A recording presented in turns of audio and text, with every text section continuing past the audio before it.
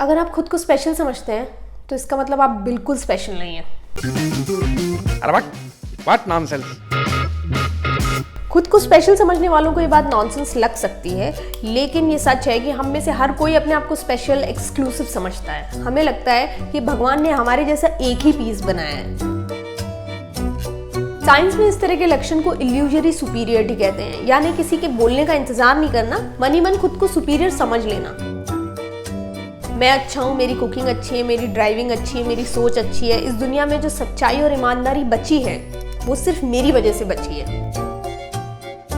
वैसे इसके उल्टा भी होता है, यानी नेगेटिव तरीके से भी आप खुद को स्पेशल समझते हैं। इसे कहते हैं इम्पोस्टर सिंड्रोम।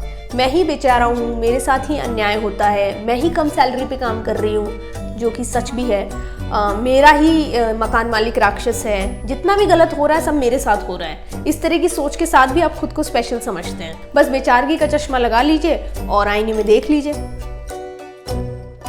एक्चुअली खुद को स्पेशल समझना गलत नहीं है, ये बहुत ही नॉर्मल बात है, और हम नहीं समझेंगे तो कौन समझेगा। गड़बड़ बस यहाँ हो जाती है कि जब आप अपनी जिंदगी को स्पेशल की कैटेगरी में रख लेते हैं तो अकेलेपन की तरफ खिंचते चले जाते हैं। या तो हम अपने आप को इतना बुरा मान लेते हैं कि लोगों से कटते चले जाते हैं, या फिर अपने आप को इतना अच्छा समझते हैं कि बाकी के लोग हमारे साथ रहने लायक ही नहीं है। I am too good for them. Scientist कहते हैं कि कई बार हम अपनी जिंदगी के ऑर्डिनरी पलों से डरने लगते हैं। हमें वो खतरा लगता है क्योंकि हम चाहते हैं कुछ एक्स्ट्रा ऑर्डिनरी। हमें रोज के दाल चावल भाते नहीं है और वो बिरयानी हमारे हाथ नहीं लगती जिसकी हम कल्पना कर रहे होते हैं। वो क्या शेर है कि न खुदा ही मिला, न विसाले सनम, न इधर के हुए न उधर के हुए। अमेरिकन थिंकर शार्लेट जोकोविक की एक किताब है नथिंग स्पेशल, जिसमें उन्होंने रोजमर्रा की जिंदगी को सेंटर स्टेज पर लाकर खड़ा कर दिया। रोज दफ्तर जाना, घर आना, खाना पकाना, सो जाना, पति पत्नी बच्चे, इन्हीं सब से गुजरती हमारी रोज की जिंदगी ही हमारे अस्तित्व में एक्चुअली जान डालती है। जिंदगी इन्हीं छोटे छोटे और ऑर्डिनरी अनुभवों से बनकर तैयार हुई है। तो किसी के प्यार में डंप हो जाना या नौकरी में डांट खाना, ये भी आपके अनुभवों के खजाने का उतना ही इंपॉर्टेंट हिस्सा है जितना कि एम्प्लॉय ऑफ द मंथ जीत लेना।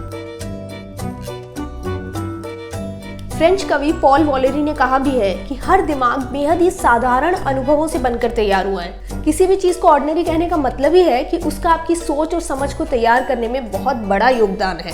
बाकी इसमें कोई शक नहीं कि हम सब नॉर्मल जिंदगी के रूप में एक बहुत ही स्पेशल लाइफ जी रहे हैं। बस हम पर कोई किताब या फिल्म नहीं बनी है। पर कोई बात नहीं, टिकटॉक जिंदाबाद। अब तो बैन भी हट गया, वहां तो अपनी फिल्म के हीरो भी आप हैं और डायरेक्टर भी आप हैं। पर वो वीडियो बनाने से पहले जी न्यूज़ का यूट्यूब, फेसबुक, इंस्टाग्राम पेज जरूर लाइक और सब्सक्राइब करें। हम आपसे मिलेंगे फिर किसी और नॉनसेंस के साथ। ये जो चश्मा है, हेलो, ये जो चश्मा है ना, ये टेढ़ा है, सही वाला लाओ। अरे व्हाट नॉनसेंस।